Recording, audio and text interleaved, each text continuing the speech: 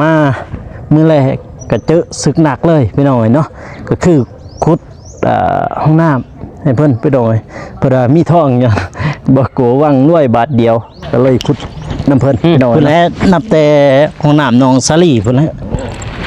ขุดเองบ่นั่นจนขุดแล้วก็เป็นหอดโบกพุ่นแล้วครั้งแรกเลยในชีวิตโบกห้องน้ำบ่เคยโบกบ่ได้ย่อมมาลีแต่กะใครแน่มีเบาหนุ่มอยู่กันเราจะไม่เป็นซอยได้อยู่ซ้ำผสมปูนจะได้อยู่ซ้ำผสมปูนมาเมื่อเดียวกะคุณเลยเนาะมาเมื่อเดียวกะเจอเบียกนักเลยปลาทุกสมพ่อคนน่ะมีท้องอันนี้อยู่นี่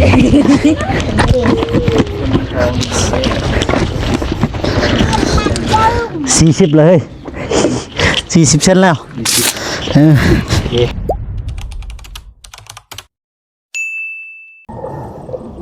ฮะเปิดภาพมาเด้อพี่น้องเด้อ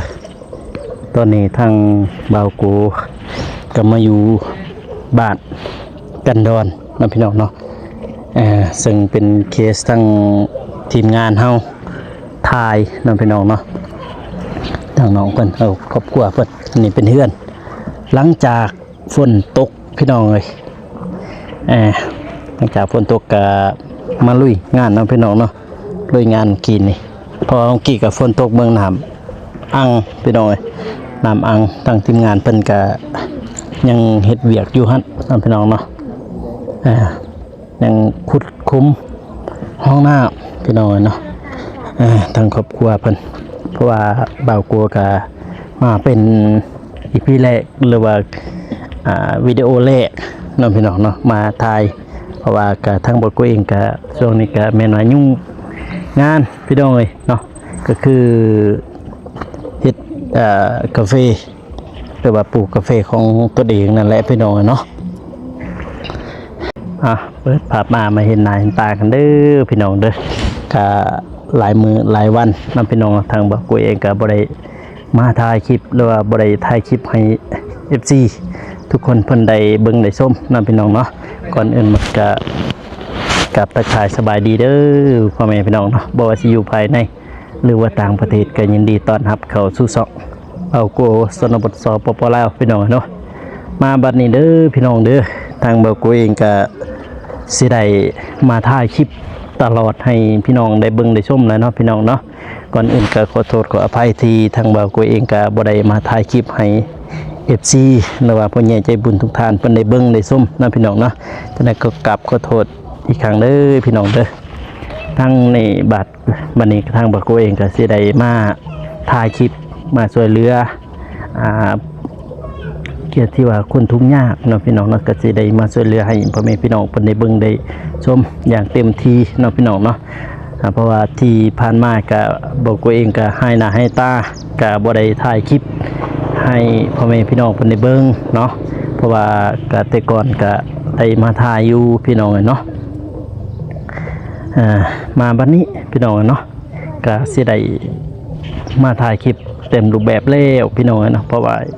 สวนกาแฟก็ได้ขุดเรียบร้อยพี่น้องเนาะที่เหลือก็แม่นาแต่ปลูกพี่น้องเนาะปลูกก็อยากเฮ็ดทาง YouTube นี่แน่อยากเฮ็ดเป็นสวนของตนเองแน่นำพี่น้องเนาะเพราะว่าก็คือบ่าวโกว่าที่ผ่านมานั่นแหละพี่น้องเนาะก็คือทางพ่อแม่เราก็ให้ดินนะเด้ให้เฮ็ดถ้าว่าเฮาบ่เฮ็ดแม่นว่าคนอื่นสิมาเฮ็ดนะพี่น้องเฮาก็ต้องได้ญาติเวลาตัวนั้นไปหาเฮ็ดสวนก่อนพี่น้องแล้วก็ญาติเวลาที่เหลือก็มาถ่ายคลิปช่วยเหลือนะพี่น้องเนาะมื้อนี้ก็บ่หลายใหญ่ฮะเนาะพี่น้องเนาะก็มาช่วยเหลือที่ผู้ที่ทุกข์ยากอยู่บ้านกันดอนใหม่FG หรือก็เคยเห็นดอกพี่น้องเนาะทั้งสองเบาเที่ยงเบาเมฆเบาอนงเบาเจ็บเบาตูนเพิ่นเข้ามาทายตลอดพี่น้องเนาะ มื้อนี้ก็ทางบ่กูเองก็ได้มาช่วยเหลือเด้อพี่น้องเด้อก็สิ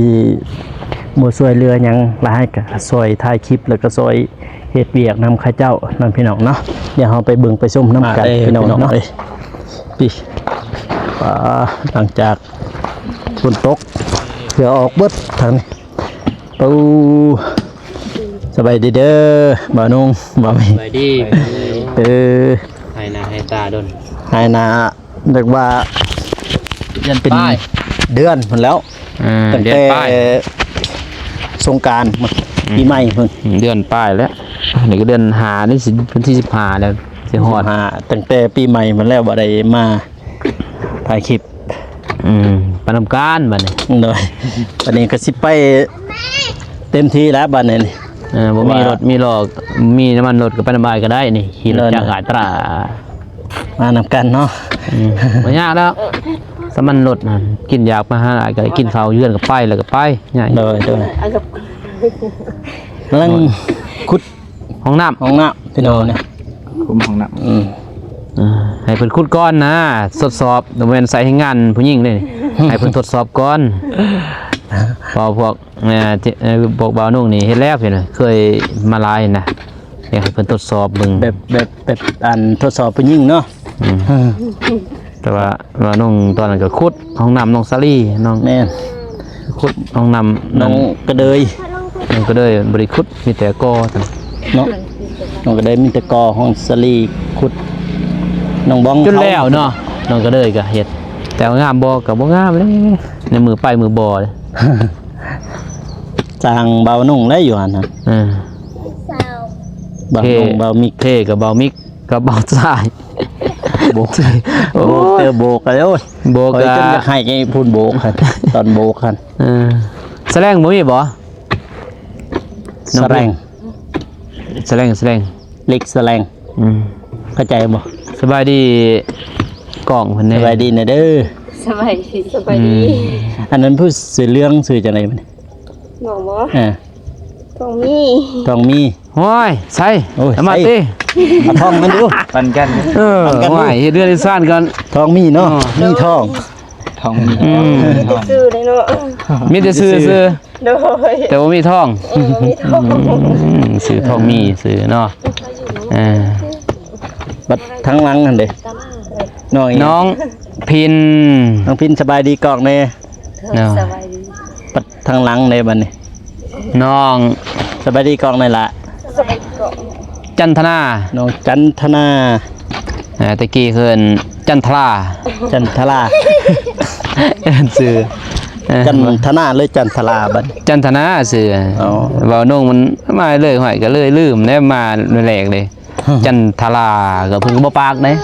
ปลาดุก เพิ่นก็บ่เชื่อเพิ่นก็ฟังเลยมีแต่ ชื่อปลาดุก ปลาเลี้ยง น้องปลาดุก น้องปลาดุก เพิ่นเบิ่ง มา เจ้า จะ ได้ สิยิกน้องปลาดุกมัน เปลี่ยนชื่อให้น้องจันทนา มันเราอยากได้บ่เอาลงเว้าได้สิปลาดุก อยากบ่คือ น้องชื่อปลาดุก คือ เอาพี่น้องเอ้ยทางนี่หลังจากฝนตกเอา ตกจากมือนี่ยกตักเทื่อแหละ3เทื่อแล้วบ่โอ้ 3เทื่อเอาเบิ่งมื้อก ด คืน เทื่อเล็กเทื่อน้อยเด้อมันนั่นเมื่อยเฮาก็พักแม่นบ่เพราะว่าเฮาก็สิไปถามสร้างก่อนเพิ่นอยู่บ่ อยู่ อยู่กับพอดีแล้วจังได๋ครับเดี๋ยวจะไปบอก ไปทำแล้วเบิ่ง ฮะ ลองไปทำแล้ว ไปถามเบิ่งไปให้เรามาหานี่เด้อ น้ำฮัน ใส่ลงเมฆก็ถ่ายเลยแล้วก็ เดี๋ยวเบาอันนง เดี๋ยวให้ ก็ได้ ว่าให้เบาโกถ่ายกันมันสำคัญดอกก็คือกันหมดนั่นแหละ แล้วนี่คือให้ก็ได้พระเอกสิคุด เอานะนี่ใส่นี่นะ โอ้มีคาตะอยู่เนาะ กดก่อนเอาตัวนี้ ฮะคุดซอยแล้วมาจวดเอามานี่ เอาให้ กดซ จั อย งหน้าให้เบาจัง ดู มาลองก่อน ลองก่อน โดน รุ่นบุกเบิก ตะกี้เนาะ พูดแล้วนับแต่ของน้ำหนองสาลีพูดแล้ว คุณเองบ่นะ เออ จนคุดแล้วก็จนหอดโบกพุ่นแล้วครั้งแรกเลยในชีวิตโบกห้องน้ำบ่เคยโบกบ่ได้ย่อมมาลีแต่กาใครแน่มีเบาหนุ่มอยู่หันเล่าแล้วเป็น เห็นบ่ พอดีมาต่ออยู่ห้องน้ำน้องกระเดยหันตอนโบกหันใครแน่มีเบามิกมาซอยอยู่หันจนจะไข่ของนะโบกอยู่หัน กินลงมีเด้อ เพราะว่าบ่เป็นนี่โบกบ่ได้กะขึ้นอยู่เอาขึ้นแล้วก็บัดสิกวดมันเฮียลง จะให้เนาะคันนี้เบามีเพิ่นมาเพิ่นเป็นนะเด้พอดีเบามิกมาพอดีแล้ว โอ้จะนอนกับบ่มีง่าย เบามิกเป็นสร้างอยู่เบาโกก็สร้างคือกันสร้างจำเป็นซอยได้อยู่ซ้ำผสมปูนนี่เฮ็ดได้อยู่ซ้ำผสมปูนถ้าให้โบกในย่อมและเบาและถ้าโบกนี่พอบ่เป็นนี่เจอกับเอาสำนอกโอ้ยหมดนี่ก็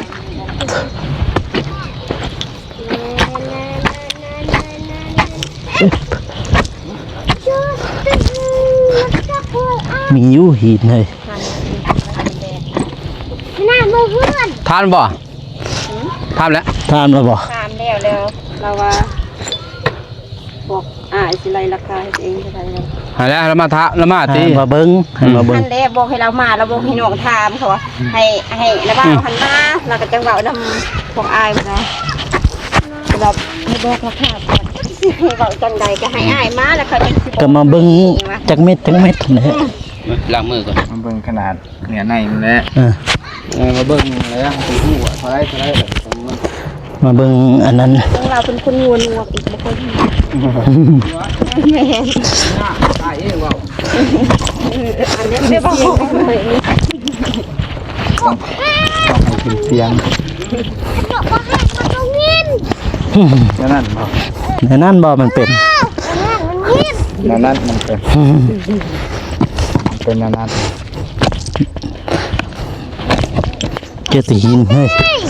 บ่มีอันนั้นบ่ได้งัดบ่ได้งัดแสลงนะ เล็กแสลง ในการเล็กแสลงนะอันเดียวกันนั่นแหละ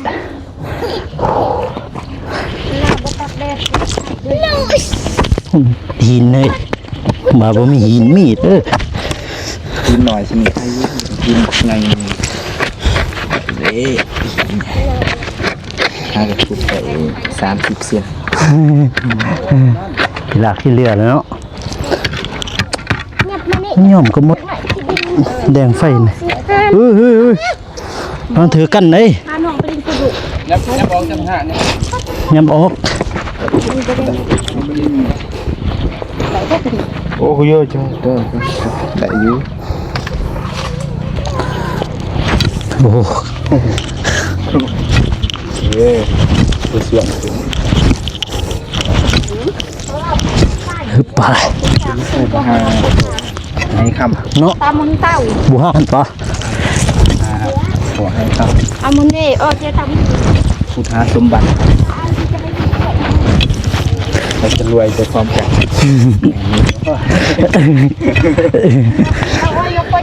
ใส่ไม่ไหว เอาเบิ่งโอ้ย ได้เม็ดนึงเลยโหได้เม็ดนึง มันละแป้งขนาดเฮ้ยตักเฮ้ย นักตัวเล็กก็แล้วเนาะ แม่นนักเล็กก็พอแล้วขั้นน้ำ หมด มันแดงไฟก็พอแล้ว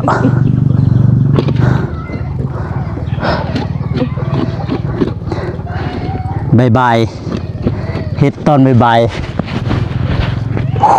เมื่อย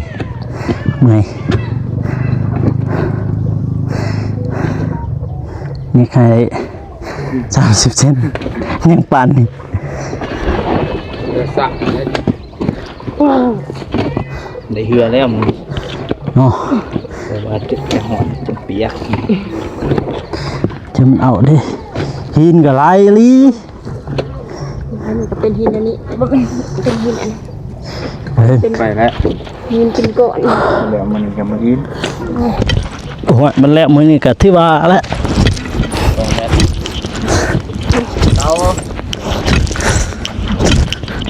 เรามาแล้ว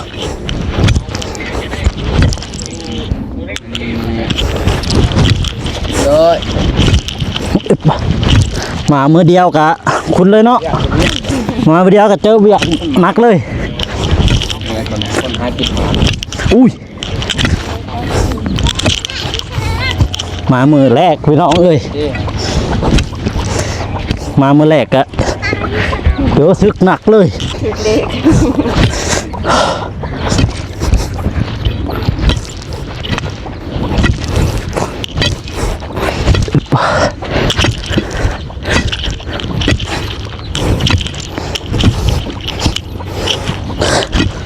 เอาตักมาวันนี้ แม่อีดุยไว้ เลย ขุดเลยขุดเฮา ไปแล้ว30 เซน สันจะเอาขุด นี่ ขุดมันพออนโนยังได้ น้ำเค็ม 40เลย40 เซนแล้วเออ โอเคพักผ่อนก่อน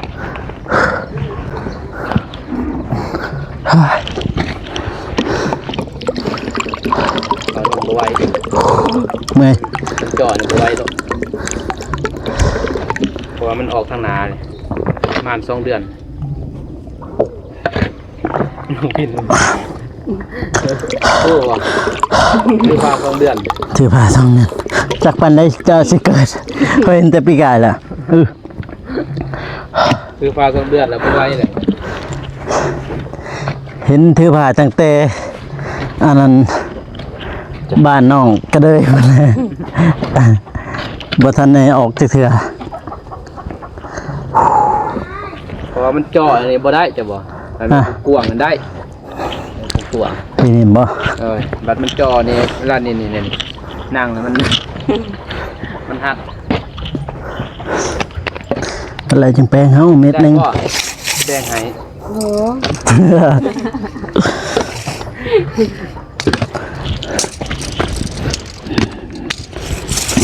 กุดปากมันออกอีก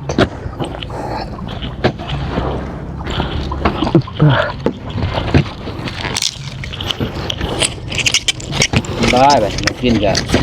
ได้แล้วแบบจะบอกตรงเล่น ขุดลงไปนี่สิได้เจออันนั้นนั่นจะหน่อยนี่ ตัว เจ นี้ อทอง อันนี้วะ เออ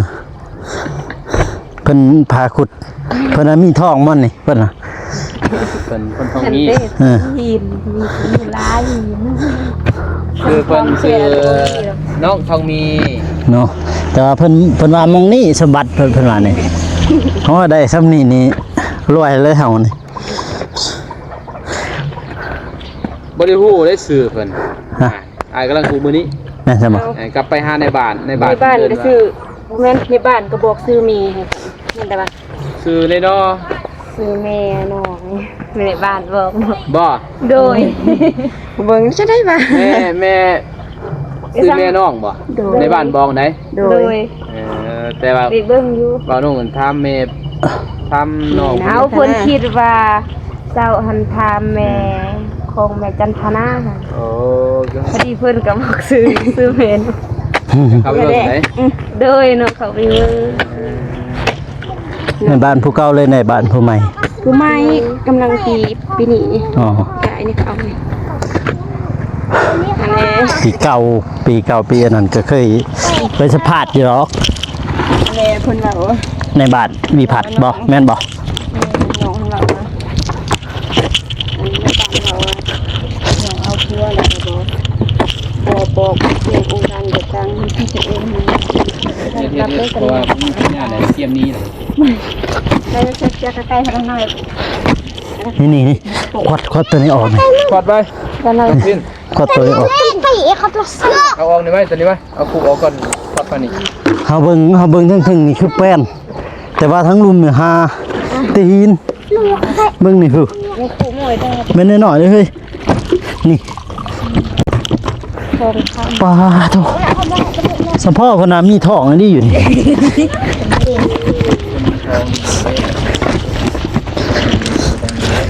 หวยสมมุติว่าเจอไฮโบราณเนาะ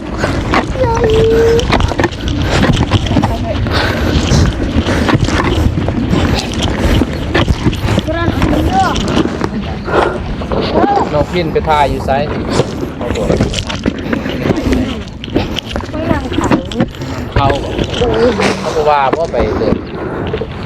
ถือมาจักเลย มดโมไปถ่ายได้เช่นจะได้แบบ ขันมือไม่ได้ทำน้ำทางหัว เราไปถ่ายของนำเขานะก็ถ่ายตอนนั้นตอนน้องก็ถ่ายน้องไปถ่ายไหม เอากระทะอีวันเลย มดอยู่ทางได้หน่อย เลยล็อกไล่เด้อขอบคุณดี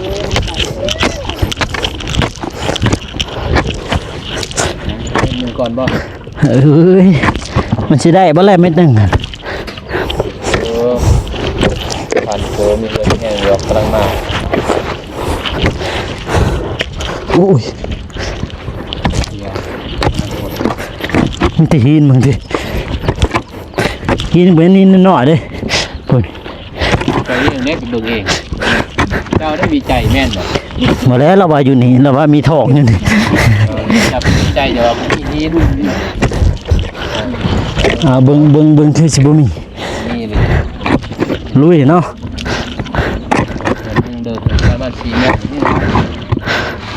2 เมตรบ่เฮาขุดนี่ 2 เมตรก็พอเลย ใช่เลยอันนั้นเล็กอุ้ยอุปะ จับเกาะลำโพง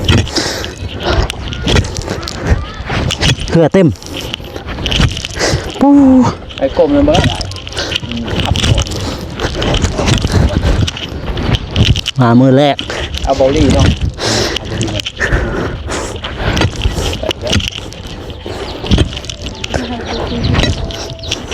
ลีน หินเต็มแต่หิน งามบนบ่มาบ่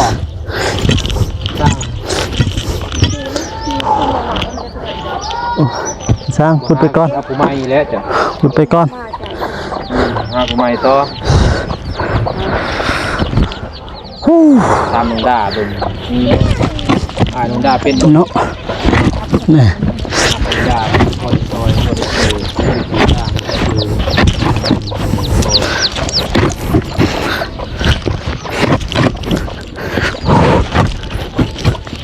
บอกให้น้องทำราคาเหลือไปก้อนเข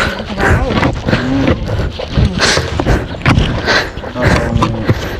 เขาต้องเลยถ่ายนะต้องเลยถ่ายเขาใช้เลย เรียบักโกว่าสิพูดเอาท้องอยู่นี่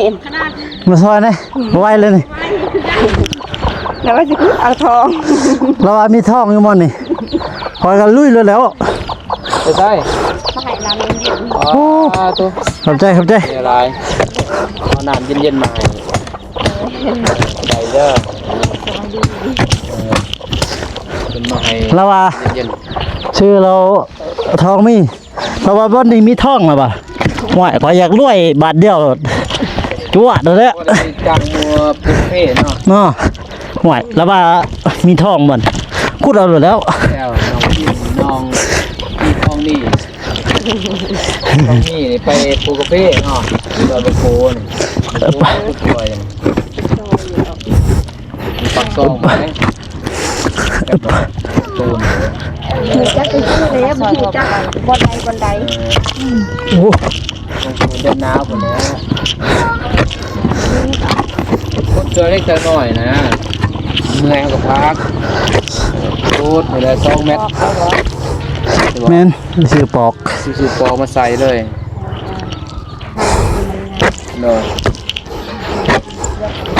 นี่สร้างบ่อยู่กันนี่ สางเฮ็ด ให้นี่เป็น ห้องน้ำบ่เรื่อง แม่นเฮ็ดห้องน้ เป็นบ่ อ๋อพวงไปละเต็มบ่อื่นเด้อบ่อึดบ่ยากที่บ้าน บ่อยู่นี่นะเจ้าเขียนจับบ่มี เฮ้ลองหาเบิ่งบ่ได้มาเบิ่งจักเม็ด ขอให้พูดให้จะมาลงมาพาดโตเป็นหน้าก่อนนี่เนี่ยมันนี่อะไรเอาเป็นคือว่าอายน้องหน้านี่เป็นอยู่บ่เป็นเนาะ ครอบแล้วบ่ใหม่ เตา เศร้า พก เมื่อย ตักก่อน น้ำเย็น กินน้ำเย็น ๆถ่ายตื่นใจ พักเบรก พักเบรกโฆษณาต่ออะไรโอ้ย เขามีลุยบ่ กะว่ามีทองเหรอหาบ้างหั่น